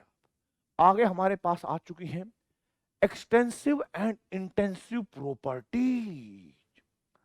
एक्सटेंसिव एंड इंटेंसिव प्रॉपर्टीज, देखो बड़ा ही आसान है, डरने की आवश्यकता कतई नहीं है, बिल्कुल भी नहीं है, बहुत सिंपल है। मैंने बोला था कि आज हम थर्मोडायनेमिक्स में यह बात समझेंगे किसको क्या कहते हैं, किसको क्या नहीं कहते। अगर हमें यह बात पता लग गई किसको क्या कहते हैं, तो हमारा एक भी न्यूमेरिकल, एक भी टास्क, जो चाहते हैं फॉर्मूला वही लगाएंगे हर जगह पे। ठीक है, जरा देखिए, एक तरफ एक्सटेंसिव प्रॉपर्टी के बारे में लिखना चाहूंगा मैं, और मैं आपको एक हिंट दूं, एक्सटेंसिव प्रॉपर्टी में एक हिंट दूं। आपको याद करो, मोल कॉन्सेप्ट मैंने ही पढ़ाया था, और वहां पर दो टाइप की मैंने प्रॉपर्टी पढ़ाई थी, additive property and non additive property. और बेसिकली एक्सटेंसिव प्रॉपर्टी जो होती है वो एडिटिव की नेचर ही होती है। उनको हम क्या कहते हैं भाई? उनको हम एडिटिव ही कहते हैं। और दूसरी मेरे पास क्या हो जाएंगे बेटा जी? Intensive property. इंटेंसिव प्रॉपर्टीज, और जिनका नेचर कैसा होगा भाई? बोलो। आप कहोगे सर उनका नेचर होगा नॉन एडिटिव, उनको जोड़ नहीं सकते, मैंने हिंट दे दिया। अब आप समझिएगा प्लीज। मास है मास, क्या मास सब्सटेंस के अमाउंट पर डिपेंड करेगा? उदाहरण के लिए समझिएगा, ये मेरे पास एक सिस्टम है जिसके अंदर इतना पानी है, और मान लीजिएगा इसका वेट 500 ग्राम है, इसकी अमाउंट पर डिपेंड कर रहा होगा। मैंने फिर से क्या काम करा, थोड़ा सा पानी पी लिया। अब मुझे बताइए इसका मास कम हुआ है या ज्यादा? आप कहोगे सर इसका मास कम हो गया है। चलिए मैं फिर से थोड़ा पानी पी गया, अब क्या और मास कम होगा कि नहीं होगा? बोलो यार। आप कहोगे सर बिल्कुल, इसका तो मास कम हो रहा है। यानी मास क्या इस सिस्टम या जो भी चीज है इस मैटर की अमाउंट पर डिपेंड करता है? बोलो। आप कहोगे सर बिल्कुल इस पर डिपेंड करता है। यानी मास एक्सटेंसिव प्रॉपर्टी है। अब जब ये वॉल्यूम, समझिएगा, जब ये मैटर यहां तक भरा हुआ था तो इसकी वॉल्यूम अलग थी, और जब ये मैटर यहां तक भरा हुआ था तो इसकी वॉल्यूम अलग थी। जब ये यहां तक भरा हुआ है तो वॉल्यूम ये है। दोबारा मैं फिल पी गया, क्या वॉल्यूम घटेगी? आपको सर घटेगी। क्या वॉल्यूम और घटी? आपको सर कैसा मजाक करो, सबको पता घटेगी। यानी वॉल्यूम भी किस पर डिपेंड करेगी? बोलो। वॉल्यूम डिपेंड करेगी बेटा जी इसकी अमाउंट पर। समझ रहे हो? है ना? समझ रहे हो? ठीक है। अब जरा देखो, ये बात तो आपको पता लग रही है। सपोज करिए इसको, अभी जो मैंने पिया इसका टेम्परेचर 25 डिग्री सेल्सियस था, मैंने एक घूंट मारा तब भी कितना रहा? 25। दो घूंट मारे तब भी 25, तीन घूंट मारे तब भी 25। क्या टेम्परेचर इसके अमाउंट पर डिपेंड कर रहा है क्या? आपको कहे नहीं सर, टेम्परेचर इस पर डिपेंड नहीं कर रहा। ठीक है, मैंने कहा कि पानी की डेंसिटी 25 डिग्री सेल्सियस पर 1 ग्राम पर एमएल होती है।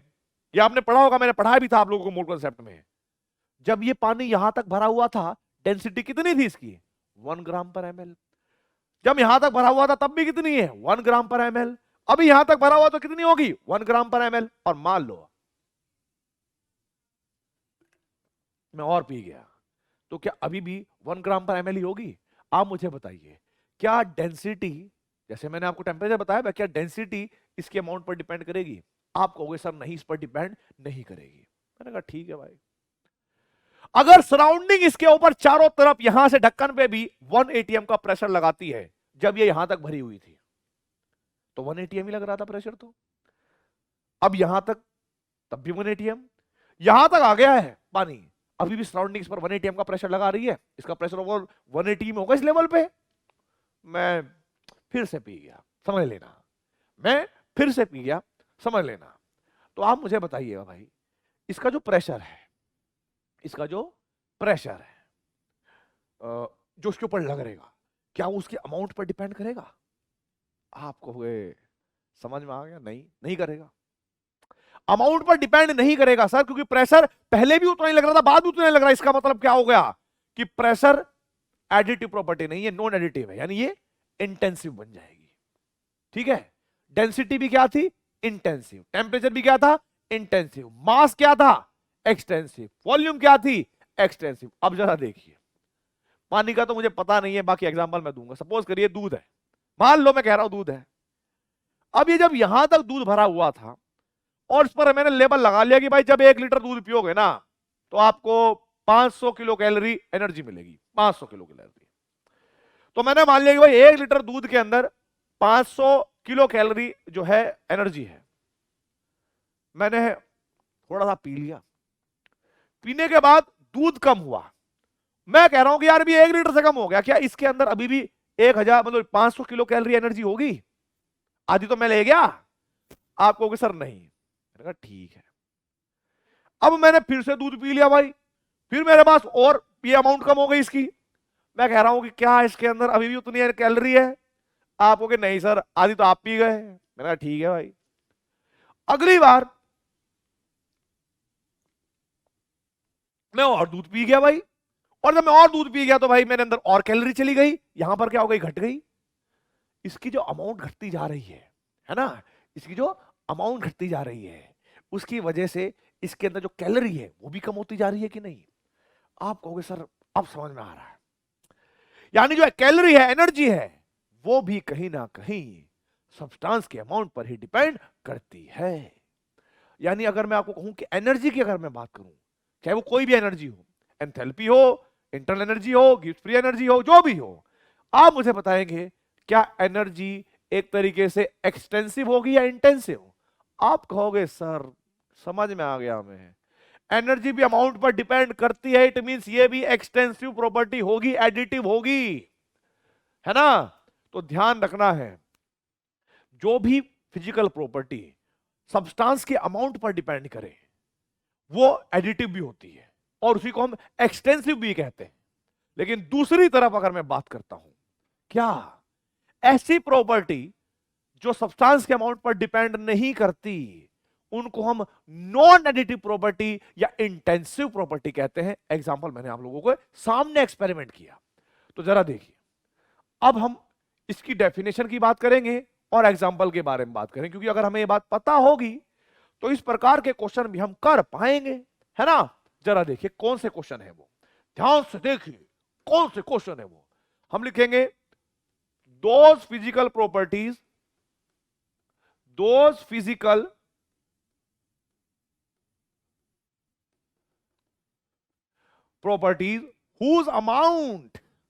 whose amount depends on the, या whose value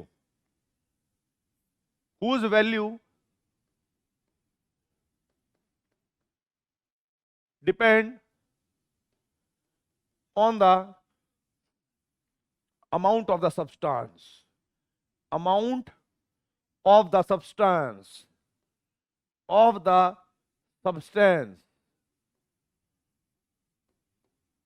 are called extensive property. Extensive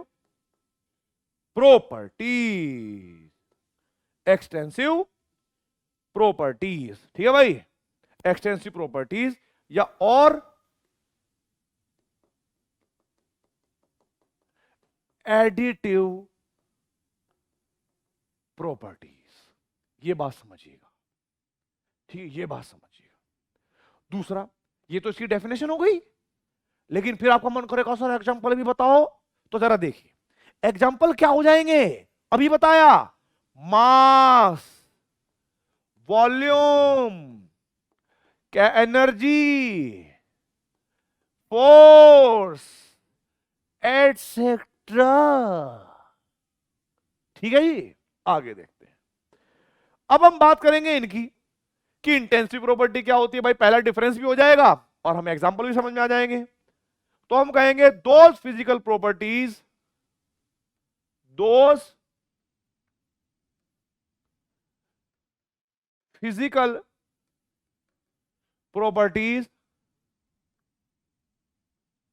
whose value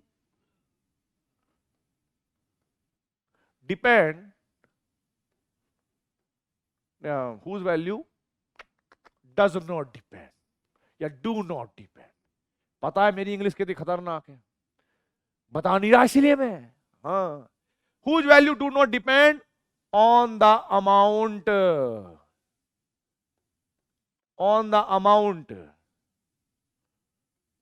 of the substance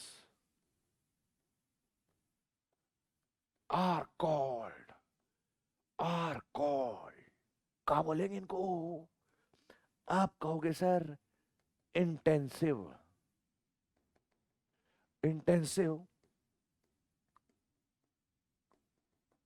properties. और non additive properties, non additive properties, non additive properties. Example की बात करता हूं मैं, कौन कौन से हो जाएंगे सर? आपने बताया pressure, temperature, density etcetera.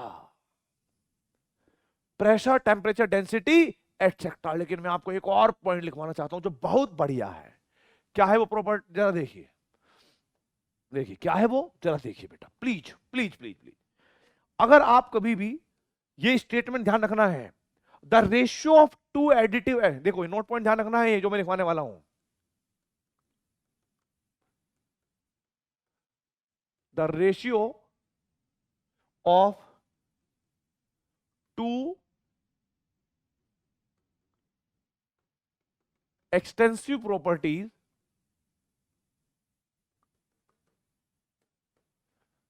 is always an intensive property. Intensive, जैसे उदाहरण के लिए अगर मैं मास की बात करूं, मास, मास कैसा है? आप कहोगे सर एक्सटेंसिव। मैंने कहा ठीक है। और यदि मैं उसको डिवाइड कर दूं वॉल्यूम से, वॉल्यूम भी क्या है बोलो? आप कहोगे सर ये तो हो गया एक्सटेंसिव। यानी ये भी एक्सटेंसिव, ये भी एक्सटेंसिव। और क्या मैंने बोला कि दो एक्सटेंसिव वैल्यू का जो रेशियो होगा वो हमेशा इंटेंसिव होगा। और आप जानते हैं कि ये किसके बराबर होता है? डेंसिटी के बराबर। और डेंसिटी क्या होती है बेटा जी? इंटेंसिव। चलो ये तो एक एग्जांपल हुआ, ये तो एक एग्जांपल हुआ। दूसरा अगर मैं बात करता हूं फोर्स अपॉन एरिया। भाई आप लोगों को बताया था ना कि फोर्स भी एडिटिव प्रॉपर्टी होती है। जैसे मान लो कि मुझे दीवार गिरानी है तो मैं भी फोर्स लगाऊंगा। हेलो हेलो थोर, आ जाओ जल्दी से, दीवार गिराते हैं। हाँ, तो यहां पर थोर भी आएगा पावर लगाने के लिए। सेम हल्क को बुला लेंगे, सबका फोर्स ऐड होगा तभी गिर पाएगी ना ये दीवार। समझ रहे हो? वहां पे समझाया था। फोर्स और एरिया तो एडिटिव है ही, अमाउंट पर डिपेंड करता ही है। जैसे जितना अमाउंट होगी उतना एरिया बढ़ता जाएगा। तो फोर्स और एरिया दोनों ही क्या है? दोनों ही क्या है? Extensive divide. एक तरीके से आपने एक्सटेंसिव और एक्सटेंसिव को डिवाइड करा। और आप लोग जानते हो कि फोर्स बाय एरिया क्या होता है बोलो? फिजिक्स में पढ़ा होगा, प्रेशर। गधो, पता कुछ नहीं है तुम्हें? इधर देखो, प्रेशर और प्रेशर क्या होता है भाई? बोलो प्रेशर क्या होता है? क्या पढ़ा था अभी थोड़ी देर पहले? इधर देखो, प्रेशर था इंटेंसिव प्रॉपर्टी या नॉन एडिटिव प्रॉपर्टी। तो हम कहेंगे ये हो जाएगा इंटेंसिव। सर किसी को बताना मत, हमें समझ में आ गया है। तो ये था बेटा जी इंटेंसिव प्रॉपर्टी। तो ये चीजें आपको समझ में आई। आगे देखिए, अब जरा देखिए, a thermodynamic property is that physical quantity. Thermodynamic property की बात कर रहा है ये, which is used in thermochemistry, which obeys the all laws of thermodynamics, which is used to define a state of the system. याद करो, thermodynamic variable पढ़ाए थे एक जमाने में। थर्मोडायनेमिक वेरिएबल भूल गए क्या? ये थर्मोडायनेमिक प्रॉपर्टी का मतलब है टेम्परेचर, प्रेशर, वॉल्यूम वही होंगे, मान लेना। ये एक ही बात है। A thermodynamic variable is that physical quantity. नहीं, देख लो फिर से, दोबारा मौका मिल रहा है, दोबारा मौका मिल रहा है। इधर देखो डेफिनेशन थर्मोडायनेमिक प्रॉपर्टी कह लो या थर्मोडायनेमिक वेरिएबल्स की। दोस variables which define the state of the system are called thermodynamic variables या प्रॉपर्टी, यानी टेम्परेचर, प्रेशर एंड एटसेट्रा। भाई साहब, क्या लगता है तुम्हें इसका आंसर मुझे देना चाहिए? नहीं दूंगा, मैं नहीं दूंगा भाई। ये आंसर तुम निकालोगे कहां पर? और कमेंट बॉक्स में दोगे। और इस क्वेश्चन का नाम होगा, कौन सा नाम होगा? इसका नाम होगा बाहुबली क्वेश्चन नाम के साथ। और बहुत दिन हो गए भाई तुम्हें, तुमसे बात किए हुए, तुम्हारे मैसेज कमेंट देखे हुए। अपना नाम भी लिख देना, क्योंकि हमें याद रहता है कौन कर रहा है रेगुलर, कौन नहीं कर रहा है। हम कमेंट देखते हैं, ठीक है? तो यहां पर आप जो है अपने नाम के साथ क्वेश्चन के नाम के साथ जो भी ऑप्शन आपको समझ में आता हो करेक्ट आंसर दे देना, ठीक है। चलिए भाई आगे बढ़ते हैं। ओ अब आ गए हैं हम एक नए चीज को सीखने के लिए जिसका नाम है प्रोसेस। जिसका नाम है प्रोसेस। क्या होती है वो अलग बात होगी, बताएंगे उसको क्या प्रोसेस है। देखिए बेटा, प्रोसेस का मतलब क्या होता है, कोई सिस्टम है, कोई भी सिस्टम हो, जैसे मान लीजिएगा कि ये सिस्टम है, इसकी एक स्टेट है कि भाई मैंने क्या काम कर दिया कि भाई इसकी एक वॉल्यूम फिक्स है, इसका एक प्रेशर भी फिक्स है, इसका सब कुछ फिक्स्ड है, अभी एक स्टेट में है। लेकिन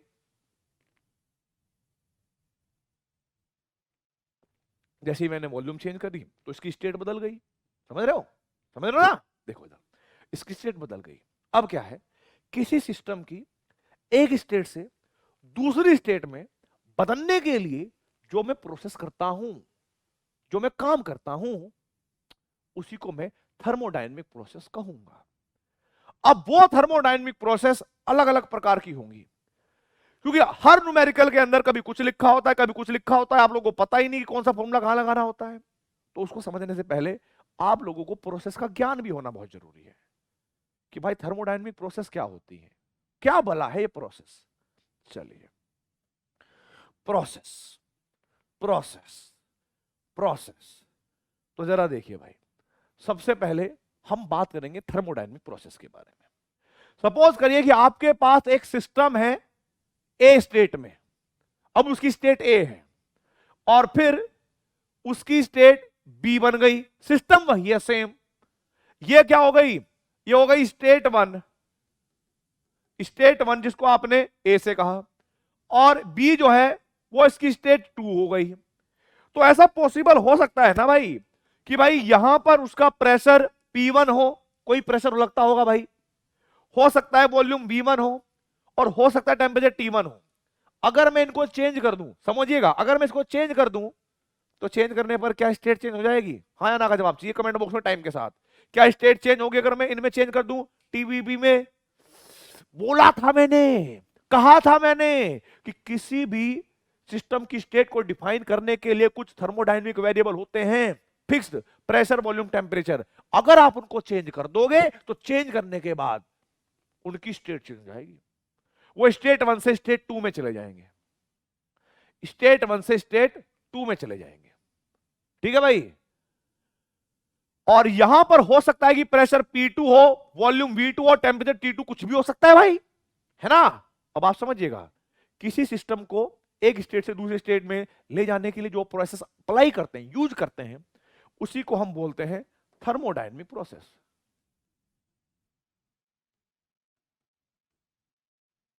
तो ये हो गई हमारे पास थर्मोडायनेमिक प्रोसेस। डेफिनेशन लिखवाऊंगा, टेंशन ना लो, चुपचाप देखते रहो। तो देखेंगे, the process by which the state of a system is changed from initial state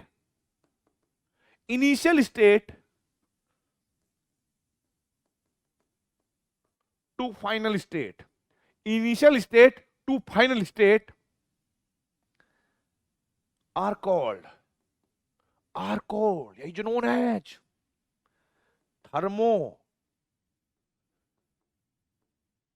thermodynamic process। ये बात आप याद कर लेंगे, बस इतनी बात अगर आपने याद कर ली, इतनी बात आप समझ गए, तो आपको प्रोसेस के बारे में भी समझ में आ जाएगा।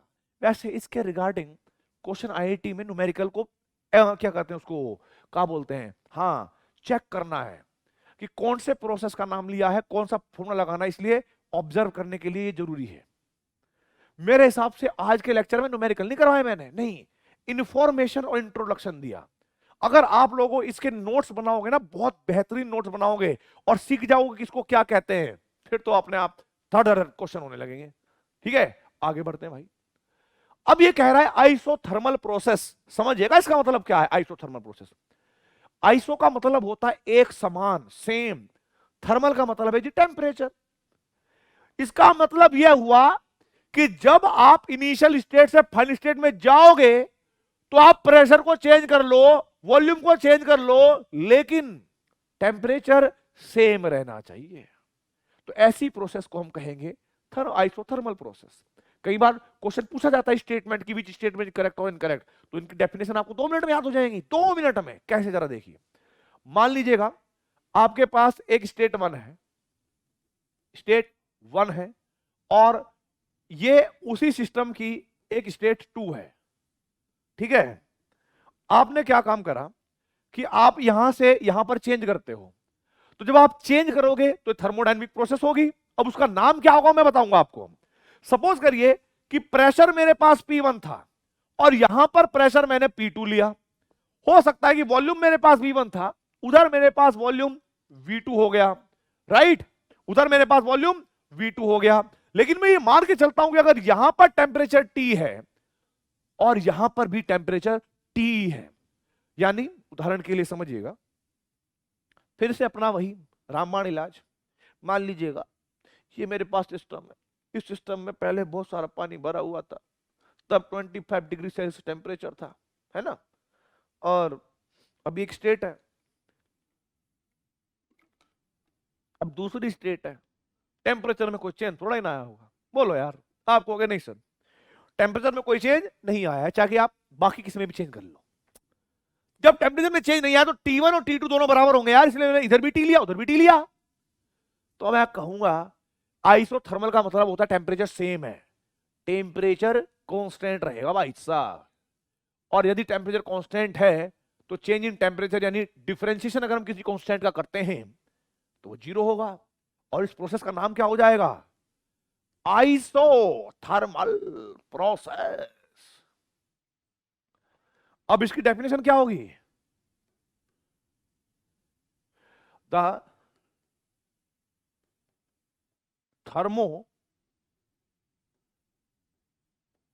thermodynamic process, the thermodynamic process in which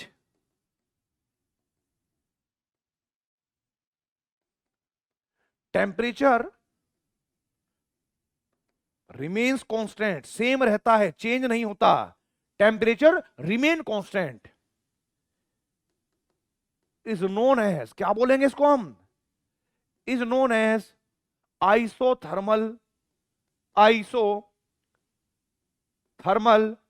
process. आपको बताऊं एक बात, यहां से नोट्स बनाने के बाद आपको एनसीईआरटी भी करने की आवश्यकता नहीं है, सारे क्वेश्चन सारी एनसीईआरटी ऑलरेडी मेंशन होगी नोट्स में, अगर आप लोगों ने अच्छे से बना लिए तो।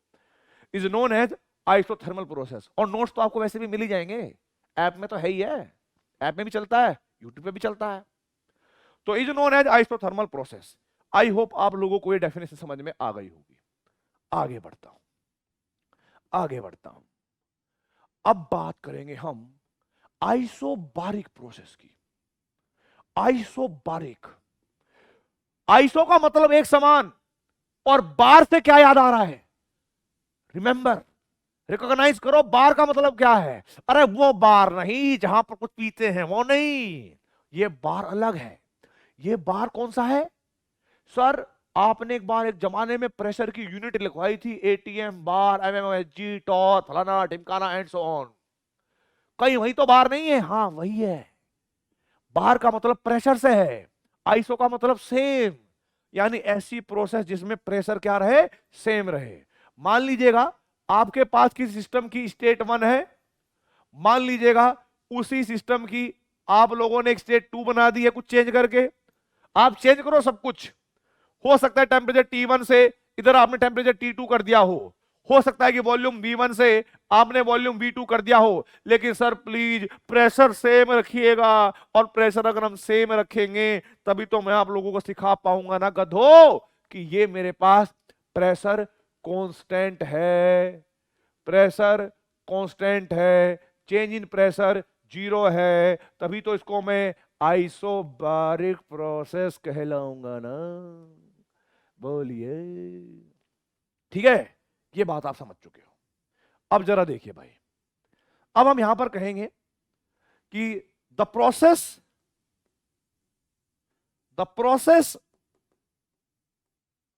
in which pressure remains constant is known as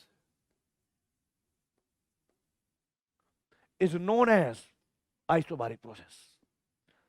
Isobaric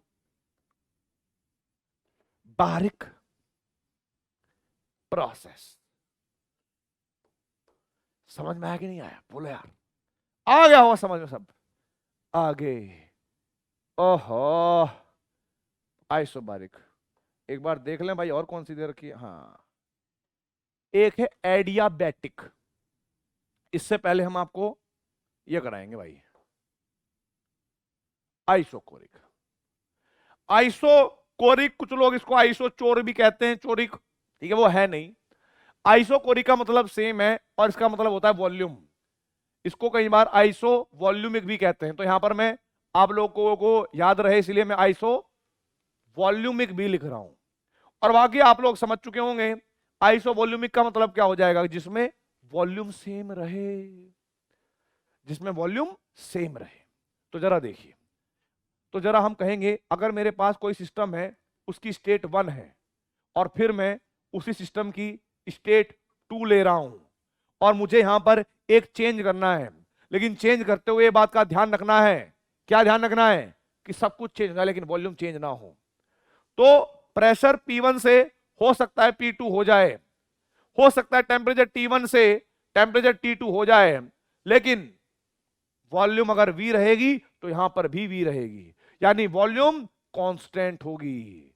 volume constant तो change in volume 0, change in volume 0 तो मतलब वो सेम रहेगी। तो इसको हम कहेंगे आइसो बारिक प्रोसेस। डेफिनेशन क्या बनेगी इसकी? The process in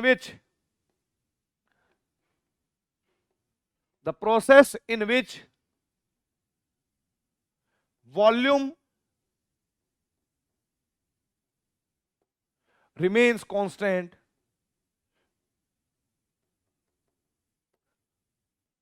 is known as क्या बोलेंगे इसको हम? is known as isochoric process. तो इस तरीके से बेटा जी डेफिनेशन कई बार पूछी जा सकती हैं, तो कृपया करके आप भी लिख देना, है ना। चलो इसको जल्दी से कर लो भाई, कर लो जल्दी से फुल स्पीड के साथ, डरना नहीं है भाई किसी से भी ना, फटाफट कर लो भाई। चलिए, और जैसे ही आप ये करेंगे इसके बाद फिर मैं आप लोगों को पढ़ाऊंगा क्या? Adiabatic process. एडियाबैटिक प्रोसेस क्या बोलूंगा मैं? Adiabatic process. एडियाबैटिक प्रोसेस क्या होगी जरा देखिए। मान लीजिएगा आपके स्टेट 1 है, याद रखना है इसको किस तरीके से। एडियाबैटिक के लिए आप लोगों को हीट कांस्टेंट रखनी है, क्यू कांस्टेंट रखना है, बाकी आप कुछ भी चेंज करते रहें। हो सकता है प्रेशर P1 V1 और टेम्परेचर T1 हो, और यहां पर प्रेशर P2 V2 और टेम्परेचर T2 हो, कोई दिक्कत नहीं है। बट अगर इधर हीट Q है तो इधर भी हीट Q रहेगी, हीट में कोई चेंज नहीं करना है, ठीक है। तो एडियाबैटिक को याद ही हम इस तरीके से रखते हैं कि वहां पर हीट चेंज नहीं होती। और मान लो जब आप चेंज करोगे इसको, स्टेट 1 से स्टेट 2 में लेके जाओगे, आपको एक थर्मोडायनेमिक प्रोसेस अप्लाई करनी पड़ेगी। तो उस कंडीशन में आप कहोगे कि सर हीट वहां पर क्या है? कांस्टेंट है, यानी चेंज इन हीट वहां पर 0 के बराबर हो जाएगी, 0 के बराबर हो जाएगी। और क्या कहेंगे हम इसको भाई? इसको कहेंगे हम एडियाबैटिक प्रोसेस। Adiabatic process. और डेफिनेशन क्या देंगे भाई? The thermodynamic process, the thermodynamic process in which heat remains constant, heat remains constant मतलब उसमें कोई चेंज नहीं आता, heat remains constant is known as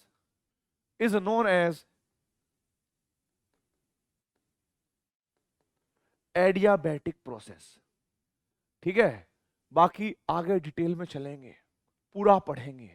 कुछ भी टॉपिक ऐसा नहीं होगा जो तुम्हें लगे बहुत टफ है। आज भी आपको आसानी लग रहा होगा क्योंकि आज तो इंट्रोडक्शन चल रहा है इसका। फिर हम डेरिवेशन भी करेंगे, डेरिवेशन भी करने सिखाऊंगा। ठीक है भाई, चाहे वो क्वेश्चन कहीं पर भी पूछे आपसे, आपका नंबर नहीं कटेगा, वो मेरी गारंटी है। ठीक है, तो अच्छे से पढ़ाई करते रहो, मन लगाते रहो और अपने अंदर डिमोटिवेशन मत लाना, क्योंकि चिल मार के पढ़ाई करनी है, बोझ समझ के नहीं। तो अपना ध्यान रखेंगे। All the very best. जय हिंद, जय भारत।